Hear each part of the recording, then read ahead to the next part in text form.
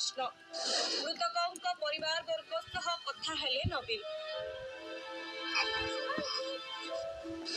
खूब शीघ्र तथ्य दियाजिबो बोली दियागला सूचना।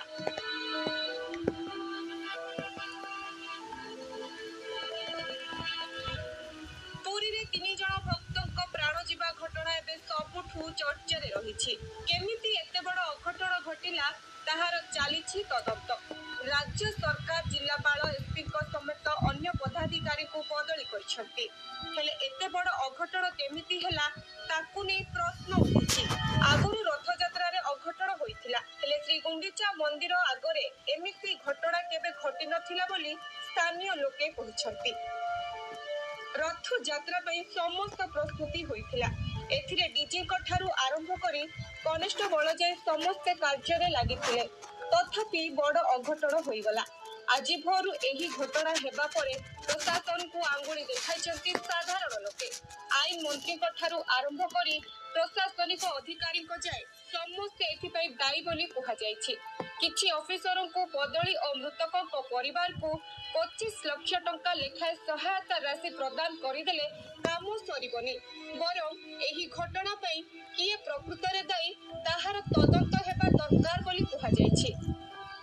केतेबेले कोनोसी जगह क्राउड हुए, क्राउड मैनेजमेंट दायित्व किए रहे? पुलिस तो ना किए। पुलिस प्रशासनिक मजिस्ट्रेट तो पुलिस मजिस्ट्रेट थिले कि नहीं से जगह रे एई तदंत हो। तदंत हवा दरकार। पुलिस मजिस्ट्रेट से जगह थिले कि नहीं, जदि नथिले ताल तांको विरुद्ध कोन कार्यानुष्ठान निया जिवो सेटा सरकार कहिबे। आज सकाले जो घटना हेची तार जांच चालीछि और जे किछि व्यक्ति में जो दरकार अछि सेटा निया जाउछि। मृत्यु खबर पाइबा परे मृतकों परिवार वर्ग पुरी रे पहुंची।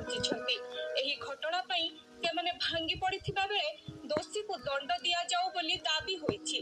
सेहिपरि विरोधी दल नेता नवीन पटनायक मृतकों परिवार को समवेदना जणाइछंती। एभली घटना रे से मर्माहत। तांकू एही घटना बहुत दुख देइछि बोली से कहछंती।